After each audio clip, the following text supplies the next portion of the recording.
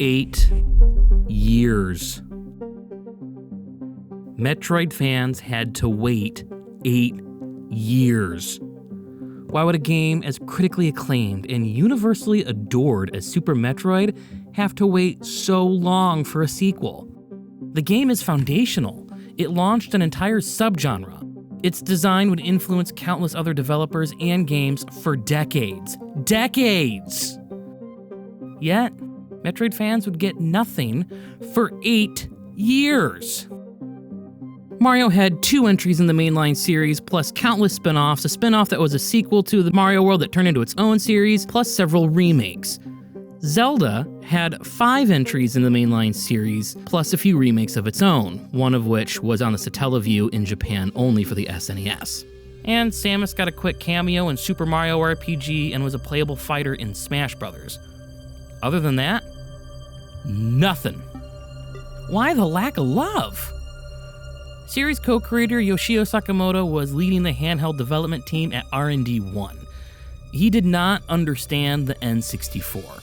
He couldn't think of a way to adapt Metroid to that platform. He approached outside developers, but they didn't have any ideas either. He also viewed the Game Boy and Game Boy Color as too underpowered to achieve his vision for a Metroid game, so he let Metroid go for a while. Another reason?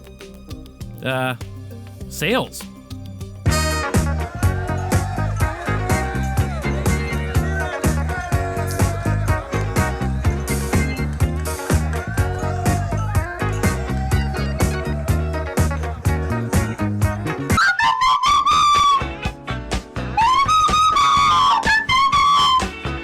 Okay.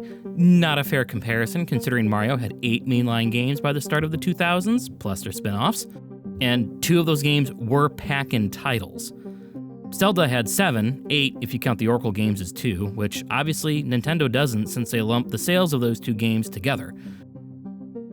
Metroid only had 3 games.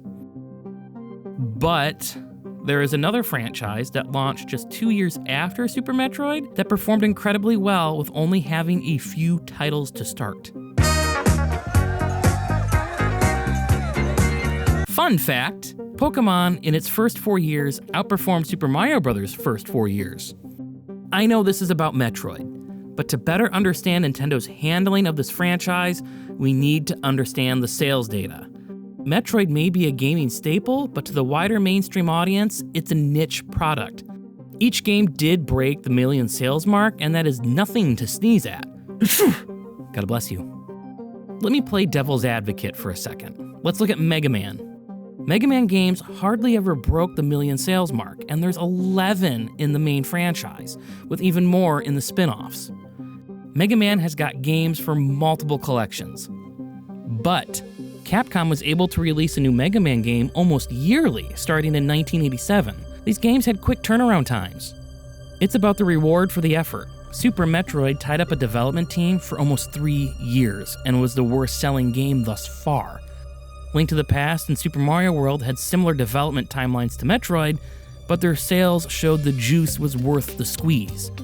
Metroid wasn't proving its worth, especially in Japan. Nintendo knew Super Metroid was beloved, at least in North America. There was a large enough fan base that they did take notice. Samus was a popular character in Smash Bros., so she was still in the collective consciousness. It just took time to get a good idea that they felt they could deliver on.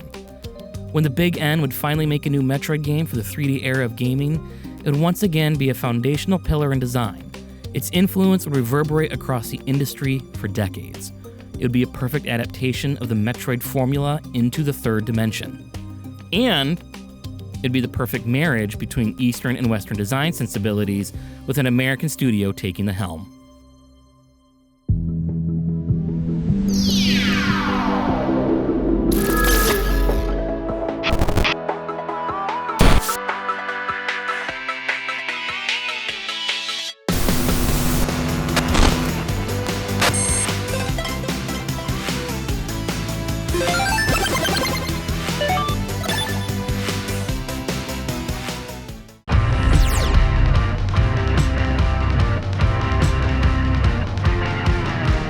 In the 90s, programmers and developers really knew how to party. Whoa, boys, slow down. Save some ladies for the rest of us, will ya? If you thought the jocks at Microsoft knew how to let loose, let me introduce you to Jeff Spangenberg. This was a fly-by-the-seat-of-your-pants hardcore iguana-loving rock star. Skipping college, he taught himself computer programming and founded Punk Development, which was a subsidiary of Razorsoft. They were the first third-party developers for the Sega Genesis. In 1991, the studio went defunct, so the Spang Banger founded another studio, Iguana Entertainment, named aptly because he had 2 pet iguanas. Jeffrey, my man, how do you sleep at night? On top of a pile of money with many beautiful ladies. Little side note, that little Simpsons reference is hilariously kind of true. Buckle up, the story is about to get wild. The studio would once again focus on the Genesis, but then would partner with Nintendo during the N64 era, making Turok, NFL Quarterback Club, NHL Breakaway, All-Star Baseball, Forsaken 64, South Park, and Turok 2. They enjoyed quite a few hits. In 1998, Acclaim acquired the studio and then fired Jeff. He sued for breach of contract and eventually won. During that time, he started yet another studio, Retro Studios. Once again, he partnered with Nintendo to secure funding and began developing launch titles for their in-development next-gen console, the Gamecube. Retro got to work on 4 titles, an RPG game, a football game, a car combat game, and an action-adventure game. They hired top talent from development studios and some of the best VFX artists from ILM and other effects houses as well. They had the cream of the crop working at the new studio, and after 2 years, they had nothing to show for it. Each team was developing a custom engine for each game, and they all had to share one singular development kit, which for months was never turned on.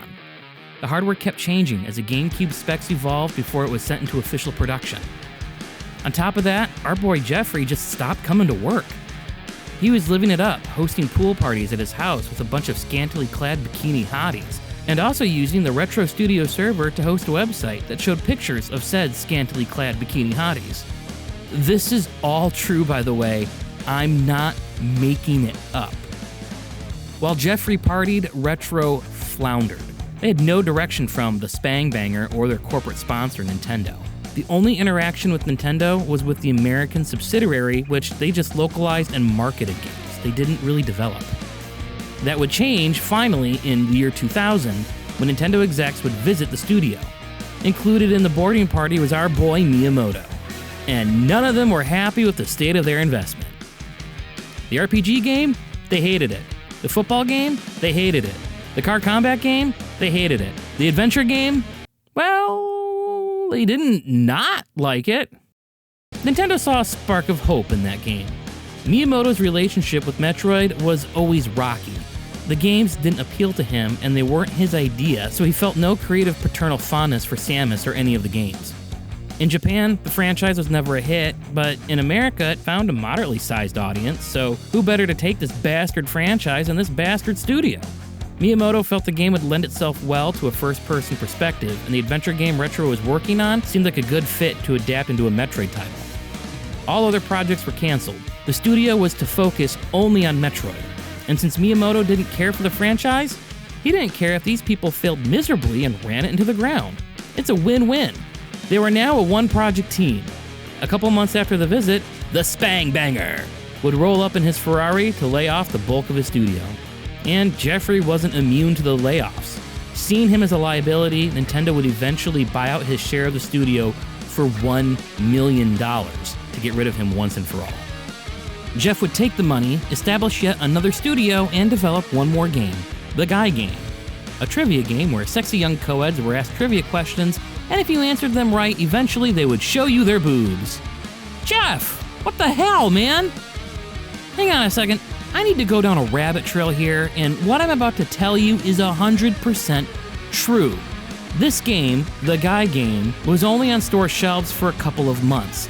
It had to be pulled because one of the girls in the game was 17 at the time of filming and sued Jeff and his company.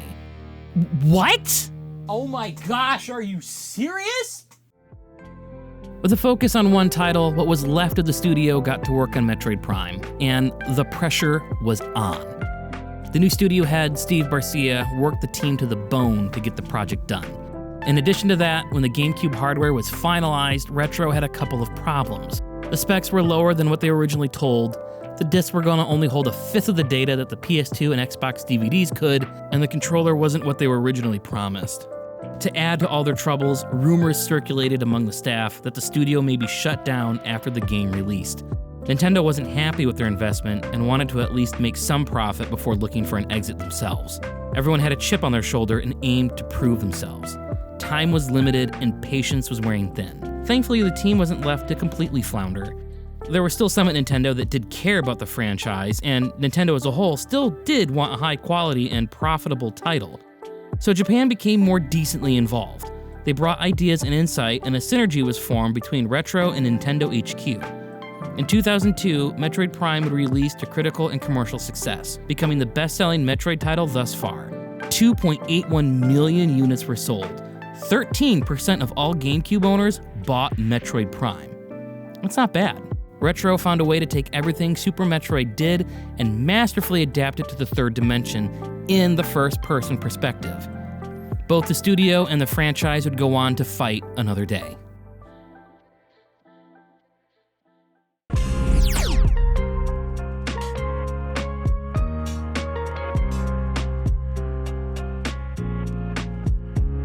Taking a side-scrolling action platformer and interpreting it as a first-person shooter was seen as a bold choice back in 2002. Wouldn't a third-person perspective work better? To be fair, I actually haven't played Other M, so I don't have an official stance on the title yet. But I believe the general consensus is it's hot garbage. This is just hot garbage. Straight hot garbage. I bet if you took this hot garbage, threw it back in the garbage would throw up.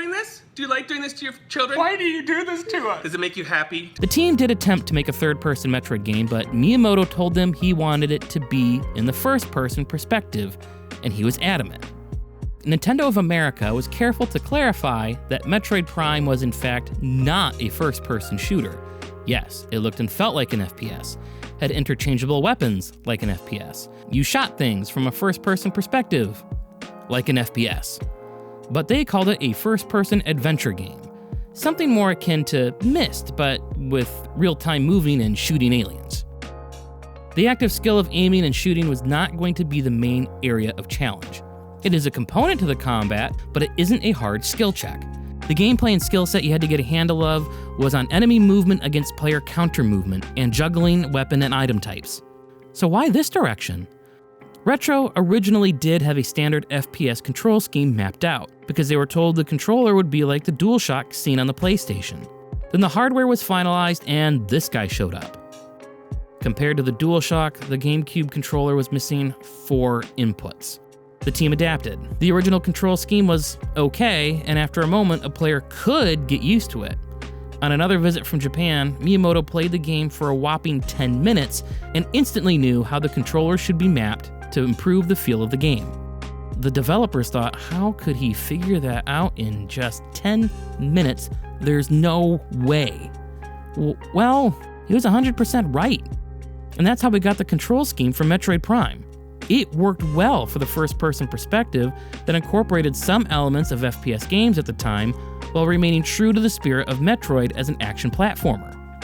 The A button was your shoot button, B was jump, Y shot missiles, X entered and exited morph ball. The left trigger would enable locking on an enemy, which would change Samus's movement to circle around the locked target, just like Z targeting did in Zelda. This would also add a function to the B button. Double tapping while locked on, Samus would do a quick sidestep.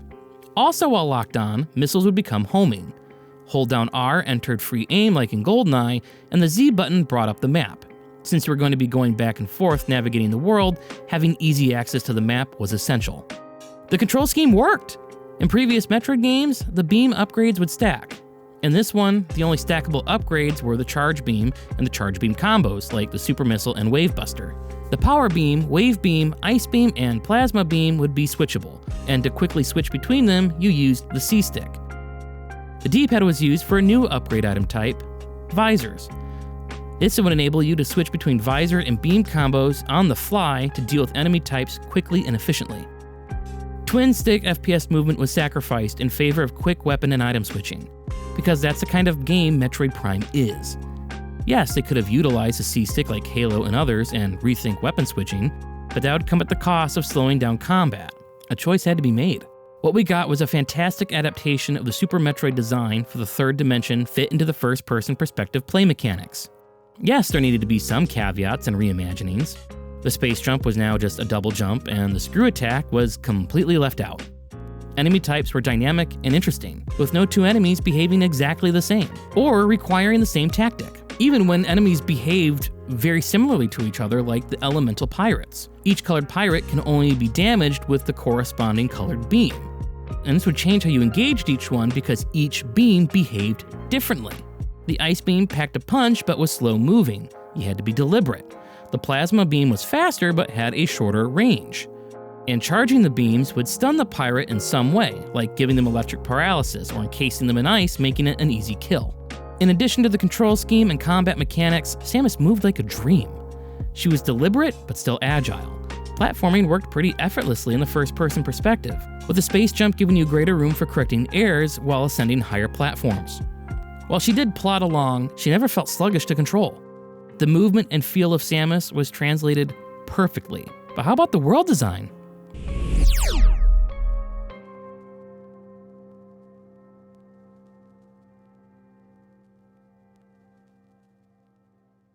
Metroid Prime's map is a spidery-type labyrinth with large rooms connected together by small tunnels. This wasn't only to mimic the 2D map design of Super Metroid in 3D, it was also a way for the developers to hide loading screens. Sometimes you have to lean into your limitations. By forcing the player through a tight, winding corridor with maybe a quick obstacle or two, they were able to buy time to load the next large room. Kind of like how in every large action game, there's a squeeze through this tight crevice trope.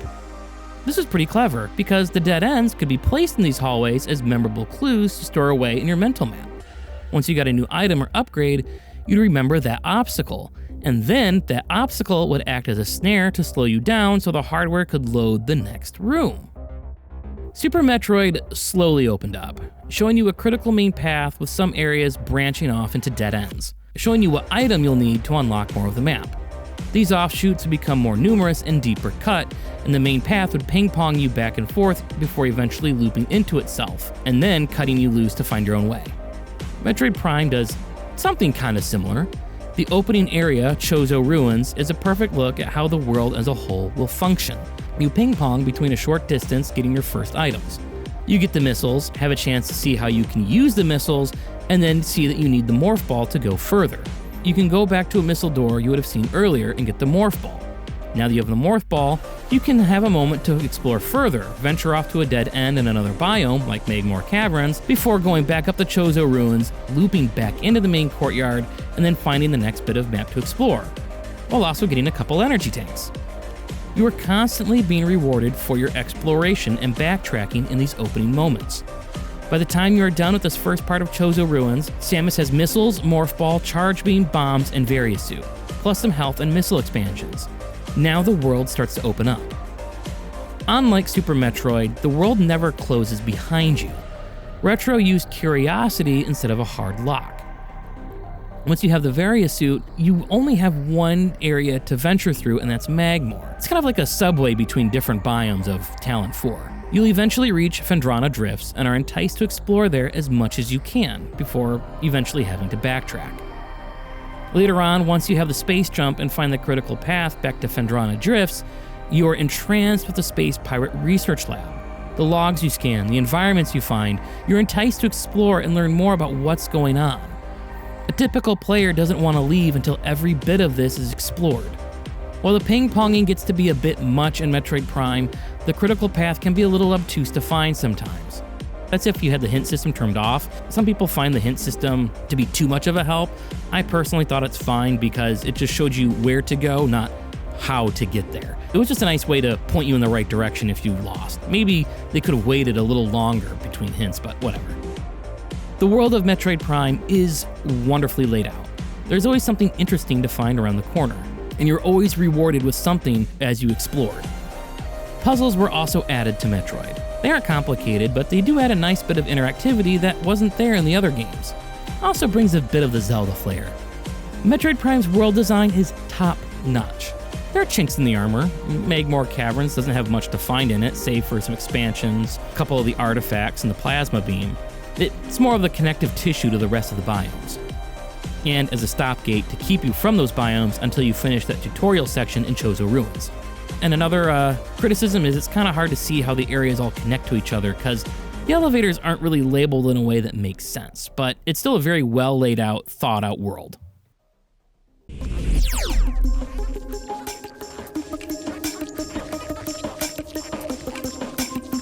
Metroid Prime would be a resounding success. This would be the start of an almost decade-long Metroid renaissance. We would get another GameCube title, 2 games on the Game Boy Advance, another on the Nintendo DS with a pinball spin-off, and 2 more on the Wii. Metroid fans were eating good. Remember me? Anthony. Until... Once again, I have no comment. I actually have never played it. That's gonna be a fun one. What if I like it? Metroid Prime would become a highly influential game in its design. Its release would send ripples through the industry. The HUD idea would be seen in the Star Wars shooter Republic Commando. The scanning and the dark, isolated, hostile atmosphere would inspire Bioshock. Rapture is actually built a lot like Metroid Prime's Talon 4. The audio logs would also be used like the logbook was to expand the lore and backstory of the world you are exploring. By the way, my absolute favorite logbook entry in Metroid Prime is this entry in Phazon Mines where the pirates are trying to figure out the morph ball technology and it's just oh, that poor pirate.